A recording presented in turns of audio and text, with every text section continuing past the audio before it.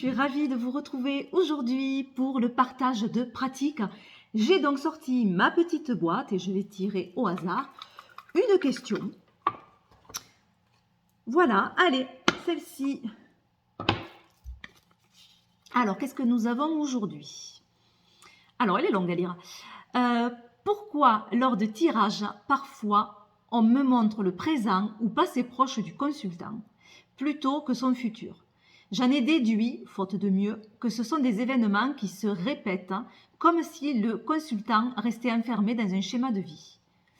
Vous auriez une autre théorie? Très intéressant.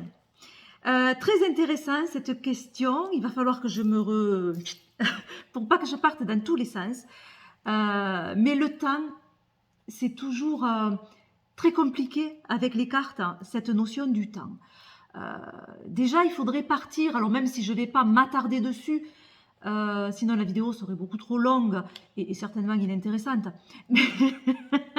Mais déjà, qu'est-ce que c'est que le temps pour les cartes? Est-ce qu'on a cette même notion? Je ne suis pas sûre.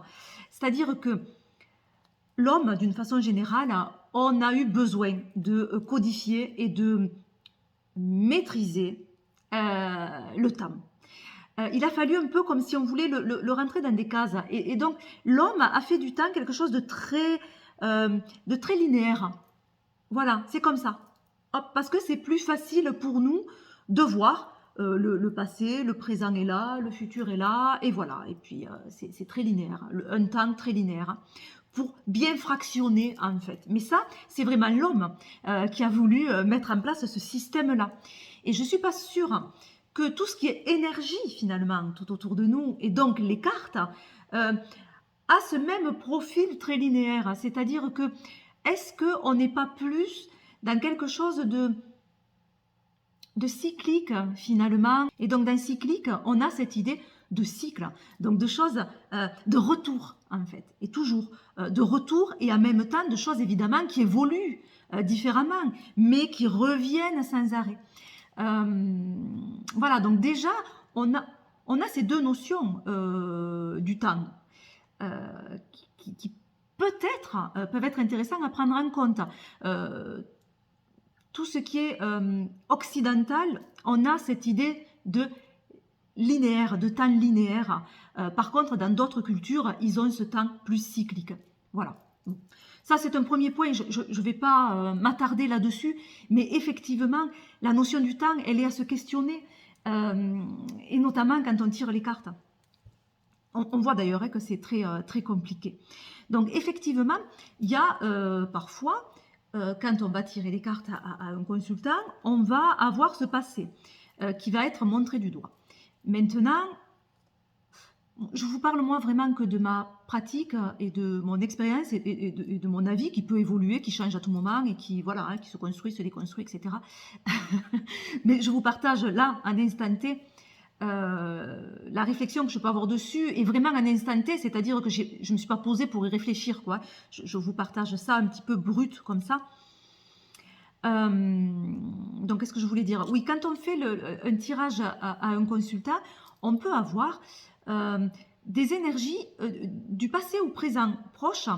Pour moi, ça me sert ça de base et ça me sert d'indication. D'ailleurs, c'est pas forcément que c'est quelque chose qui va se répéter. Parfois, oui. Hein. Parfois, je pense que tu as raison, effectivement, de dire qu'il y a peut-être quelque chose qui vient se répéter. Hein, voilà. Mais pas toujours. Je pense que quand c'est le passé proche ou le présent, là, que ça vient d'arriver, c'est normal que cette énergie soit encore collée à la personne. Quand on fait les cartes, on voit ces énergies qui sont en présence. Et parfois, ben oui, ça va éclairer quelque chose qui vient de se passer et qui est primordial pour la personne. C'est-à-dire qu'on est dans cet état-là, qui a ce travail-là. Et donc, c'est pointé du doigt, c'est mis en lumière par les cartes. Donc, c'est normal que ça vienne colorer le tirage. Alors, moi, j'ai pour habitude de faire un premier tirage, alors souvent avec l'oracle G, où je fais le prénom de la personne. Et c'est la première base de de cette exploration en fait. Et ça me permet de voir si la connexion passe et si j'arrive à capter les énergies de la personne. Donc évidemment, je vais le savoir ça, si des choses qui se sont passées actuellement sortent dans le tirage. Ça aide en fait. Donc pour moi, c'est normal d'avoir au départ quelques prémices de ce qui vient d'arriver dans la vie de la personne et de me dire, ben voilà, donc là on capte bien l'énergie. D'ailleurs, quand je fais un tirage à quelqu'un, je ne veux rien savoir au départ, vraiment rien. Donc je le dis souvent à la personne de suite, quand la personne s'assoit, parce que certaines personnes, et c'est normal, ont tendance à vouloir expliquer le pourquoi elles sont là, pourquoi cette démarche, et qu'est-ce qu'elles viennent, qu'est-ce qu'elles veulent savoir. Souvent, moi, j'aime bien ne rien savoir dès le départ. Ça, on en parle après, parce que ça, c'est aussi intéressant de savoir pourquoi la démarche, etc. Mais d'abord, j'aime bien prendre mes cartes comme ça. On fait le prénom et je vois les énergies qui sont en présence. Et forcément, je vais capter des énergies en présence, donc dans le présent. D'ailleurs, ça me fait penser, je dis toujours, quand on tire les cartes, on voit le présent. C'est un miroir, en fait.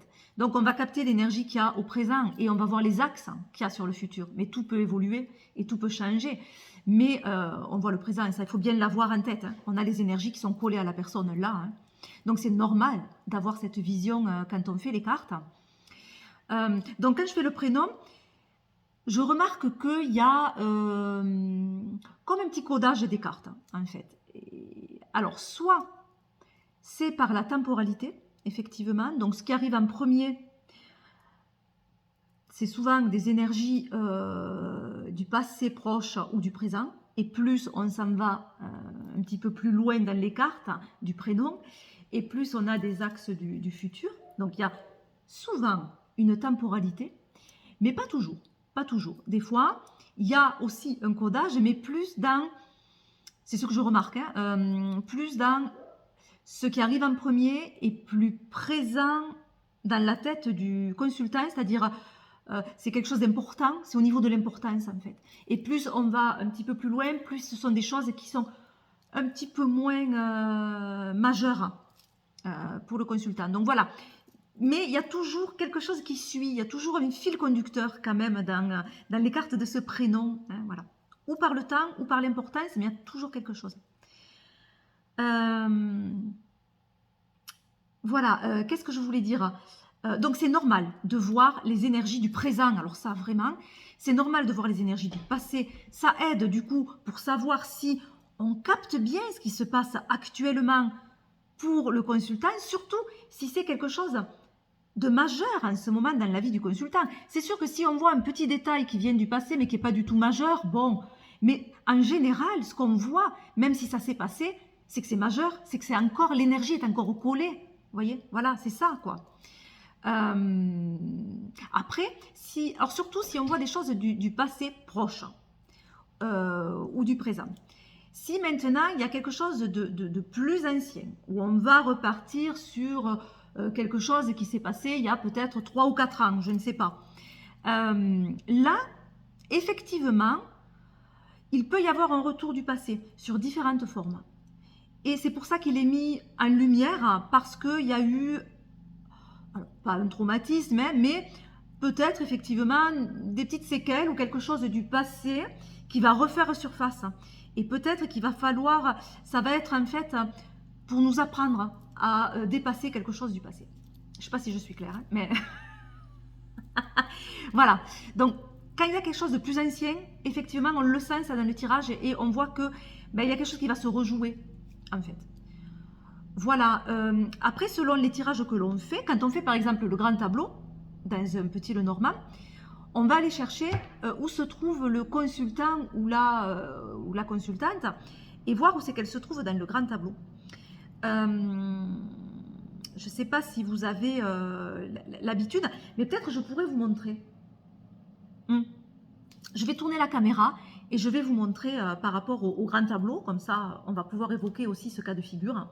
Voilà, allez, je fais de suite. Voilà, alors j'espère que vous allez bien pouvoir voir les cartes. Alors, c'est important juste de voir dans ce sens-là. C'est pas grave si vous n'avez pas une visibilité de tout ce niveau. Voilà. Donc, on va prendre par exemple cette ligne, puisque je pense que vous allez la voir. Alors, on va mettre d'abord des cartes. Hop, ici, on imagine. Oui, pourquoi pas. Allez, hop. Tac. Tac. Et tac. Voilà, donc par exemple, quand vous révélez les cartes du grand tableau pour la consultante, on imagine que c'est une consultante du coup, si, alors voilà, pour ceux qui ne connaissent pas le grand tableau, en fait, enfin, moi en tout cas ma façon de faire, c'est que je vais aller voir où se trouve la carte donc, du consultant ou de la consultante, et on va voir plusieurs axes. Tout ça là, hop, c'est l'axe du passé. Ici, c'est l'axe du présent. Et les cartes qu'il y a de ce côté, c'est l'axe du futur. Peut-être je vais prendre l'homme, c'est plus simple. On imagine que c'est un homme. Donc, passé, présent et futur. Voilà. Or, là, on voit que la femme est placée de sorte que on n'a pas accès à des cartes du futur. On n'a accès qu'à des cartes du passé et du présent. Présent, futur, proche. Attention, parce que, comme je disais, ce sont des énergies et elles sont encore collées, donc on ne sait pas trop. C'est pareil dans l'autre sens. C'est-à-dire que quand on voit des choses qui normalement sont le présent, parfois, c'est du futur proche. C'est-à-dire que l'énergie est déjà là, elle est pointée du doigt comme étant sur le présent, or, on est déjà dans du futur proche. Ça arrive aussi, à l'inverse du coup. Voilà, comme on peut avoir aussi du passé proche qui est dans le présent. Donc forcément, il n'y a pas quelque chose d'arrêté complètement avec l'énergie, c'est pas possible. Donc c'est pour ça qu'on a des petits décalages de temps en temps et c'est normal. Par contre là, quand on voit toute cette ligne du passé, ce qu'on peut en conclure quand même, c'est que certainement la personne est en fin de cycle. Et elle va avoir bientôt un nouveau cycle qui va commencer avec des nouvelles choses. Mais pour l'instant, il y a des apprentissages à faire. Et il va falloir intégrer certaines choses, peut-être du passé, pour vraiment faire comme un petit bilan, en fait, pour vraiment passer à autre chose. C'est une période de mutation, souvent, ces périodes-là. Mais souvent, la personne, elle le ressent, qu'elle est dans ce cycle-là, en tout cas. Voilà comment on peut l'interpréter. Alors forcément, si elle se trouve là aussi, on a très peu d'accès sur le futur. Voilà, donc tout dépend où la personne est positionnée. Là, par exemple, si c'est un homme qui vient, effectivement, là, c'est pas mal.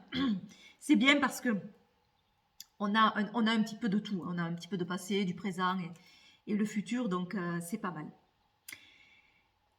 Voilà, allez, je vous récupère.